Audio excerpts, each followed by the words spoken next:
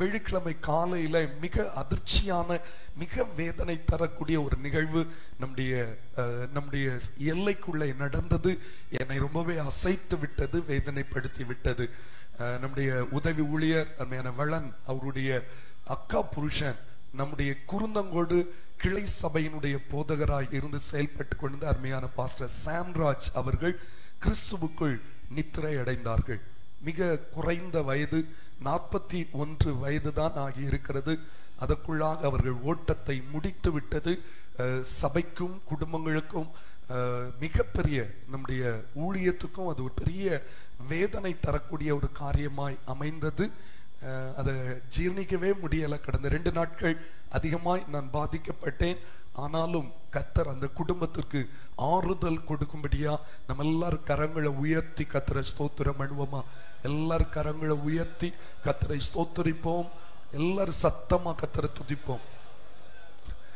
தெய்வம் தாமே அந்த அவனுடைய துணைவி கர்த்தர் கொடுத்த 3 பிள்ளைகளையும் பலப்படுத்தும்படி கர்த்தரை ஸ்தோத்திரிக்கலாமா?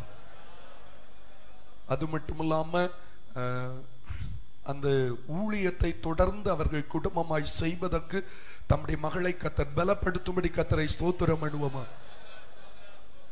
அல்லேலூயா, அல்லேலூயா. அதுக்கு அந்த குடும்பத்துக்காய் நம்ம எல்லாரும் அதிகமா என்ன செய்யணும்? ஜெபிக்கணும்.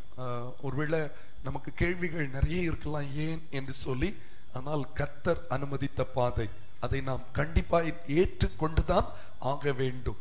என்றால் அவர் ஒருபோதும் தவறு செய்கிற தேவன் அல்லவே அல்ல. நேற்று ராத்திரி அந்த பாஸ்டருடைய மனைவியிடத்துல இரவுல 10-11 மணி இருக்கும். அதுக்கப்புறம் தான் பேசினேன்.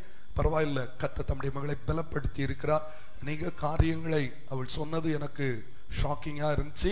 கடந்த 6 மாதமாகவே அந்த போதகருடைய செயல்பாடுகள்ல ரொம்ப வித்தியாசம். முந்தி ரொம்ப கோவப்படுவார், இப்ப கோவமே பட மாட்டார். மனைவியை ரொம்ப நேசித்திருக்கார், பிள்ளைகளை ரொம்ப நேசித்திருக்கிறார். பிள்ளைகளிடத்துல அடிக்கடி சொல்லுவாரா, நான் சீக்கிரமா பரலோகத்துக்கு போயிருவேன், நான் அங்கதான் போறதுக்கு ஆசைப்படுறேன், பூரணத்தை எட்டி விட்டேன், கர்த்தர் என்னை பூரணப்படுத்திட்டு இருக்கிறார். அதனால நீங்க தொடர்ந்து ஊழியம் செய்யணும். தொடர்ந்து கர்த்தர் அவர் சொன்னார், நான் போன அடுத்த செகண்ட் ஆண்டவர் உங்கள் கரம் பிடித்திருப்பதை நீங்க பார்க்க முடியும். அதனால நீங்க தைரியமா இருங்கள் சொல்லி கடந்த 2 மாதமாக சர்ச்சில் சபை ஆராதனை நடத்துவதற்கு அவருடைய மனைவி ஆகிய நம்முடைய வளனுடைய அக்காவை அவர் பயன்படுத்தி இருக்கிறார். சபையில பிரசங்கம் பண்ண விட்டிருக்கிறார், சபையில சங்கீத பகுதி எடுக்க விட்டிருக்கிறார். சர்ச்சில் உள்ள எல்லா காரியங்களையும் நீ தான் செய்யணும், நான் இல்லாட்டா நீ எப்படி நடத்துவான் அப்படின்னு சொல்லி கடந்த 2 மாதமா சர்ச்சில் அவளுக்கு ட்ரைனிங் கொடுத்து விட்டு அவர் ஆண்டவர் அழைத்த அழைப்பிற்கு கீழ்ப்படிந்து ஆண்டுடைய ராஜ்யத்துக்கு போய்விட்டார்.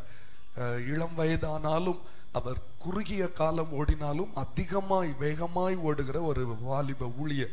ஒரு நேரம் சும்மா இருக்க மாட்டார். இருந்தார்னா முழங்கால் ஜெபிப்பார். தினமும் குறைந்தது 5 மணி நேரத்துக்கு அதிகமா தேவனோடு நேரத்தை செலவழிக்கிற ஒரு இளம் ஊழியக்காரர். அது போல பல இடங்களில் ஊழியங்களை ஆரம்பித்தா.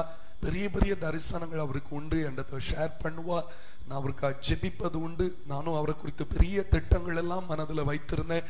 சரி, அவர் மூலமா நிறைய இடங்களில் ஊழியங்கள் ஸ்தாபிக்கலாம் என்று சொல்லி. ஆனால் இப்படிப்பட்ட அதிர்ச்சி ஆண்டவர் அனுமதித்தார். அது மட்டுமல்ல, நேற்றைய தினத்துல அவருடைய துணைவியிடத்துல பேசும்போது அவர் சொன்னா, ஜெபம் பண்ணுங்க, ஒரு சில மாதத்துக்குள்ள நான் போய் அந்த ஊழியத்தை பொறுப்படுத்த செய்யணும், ஆண்டவர் என்னை அதுக்கு பலப்படுத்தணும் அப்படின்னு அவள் நைட்ல தைரியப்படுத்தினா. தூக்கம் வரல, தூங்கும்படி எனக்கு ஜெபிங்க அப்படின்னு சொன்னா. நான் நைட்ல அவளுக்கு ஜெபித்தேன், கர்த்தர் தம்முடைய மகளை பலப்படுத்தட்டும். பிள்ளைங்க ரொம்ப வருத்தப்பட்டு இருக்காங்க, பிள்ளைகளுக்காக நீங்க ஜெபிங்கன்னு சொன்னாப்புல. அந்த 3 பிள்ளைகளுடைய ஆறுதலுக்காக, சமாதானத்துக்காக நம்ம எல்லாரும் என்ன செய்யணும்? ஊக்கமாய் ஜெபிக்க கடமைப்பட்டு இருக்கிறோம். அதே நேரத்தில் ஒண்ணு புரிந்து கொள்ளணும், மரணம் யாருக்கும் எப்படியும் எப்பொழுதும் வரும். ஆகவே நாம் அதை எதிர்கொள்வதற்கு என்ன செய்யணும்? ஆயத்தமாய் இருக்க வேண்டியது அவசியமாய் இருக்கலாம். அல்லேலூயா. வெள்ளிக்கிழமை காலையில குடும்ப ஜெபம் முடிச்சுட்டு பிள்ளைகளோட விளையாடிட்டு கட்டில படுத்து கொஞ்ச நேரம் ரெஸ்ட் எடுத்துட்டு வரேன் அப்படின்னு சொன்னவர் கொஞ்ச நேரத்துக்குள்ள அவர் இந்த உலகத்தை விட்டு கடந்து சென்று விட்டார். அது சடுதியா நடந்ததுனால எல்லாருக்கும் ஒரு பெரிய வேதனை. நேற்றைய தினத்தில் திரளான ஜனங்கள் அங்க வந்திருந்தாங்க அடக்க ஆராதனைக்கு. அந்த ஊர்ல எல்லா இடத்துல அவர் போன இடத்துல எல்லாம் சாட்சி உள்ள ஒரு ஊழியக்காரர். அவரை பற்றி எந்த ஒரு குறைவும் சொல்ல முடியாத அளவு நல்ல ஒரு சாட்சி, பயங்கர வைராக்கியம், சத்தியத்திற்காக வைராக்கியமா நிப்பா. மரணமே ஆனாலும் சுவிசேஷம் அறிவிப்பதை விடமாட்டேன். அவர் போய் ஊழியம் தொடங்கின இடம் எல்லாம் எதிர்ப்பு. குருந்தங்கோட்டில் அவ்வளவு எதிர்ப்பு, ஏற்கனவே பல இடங்களில் எதிர்ப்புகள். எதிர்ப்பை கண்டு ஒரு விதத்திலும் அவர் பயப்பட மாட்டார். செத்த ஆண்டவருக்காக தானே அப்படின்ட்டு எதிர்ப்பு இருக்கிற இடத்துல தான் ஊழியம் செய்யணும்னு துணிந்து நின்ற ஒரு ஊழியக்காரர். ஆனாலும் கர்த்தர் தமக்கு பிரியமானவனை அவரோடு சேர்த்து கொள்ளுகிற தேவனாய் இருக்கிறார். நம்ம தொடர்ந்து அந்த குருந்தங்கோடு ஊழியம் சிறப்பாய் நடைபெறணும்.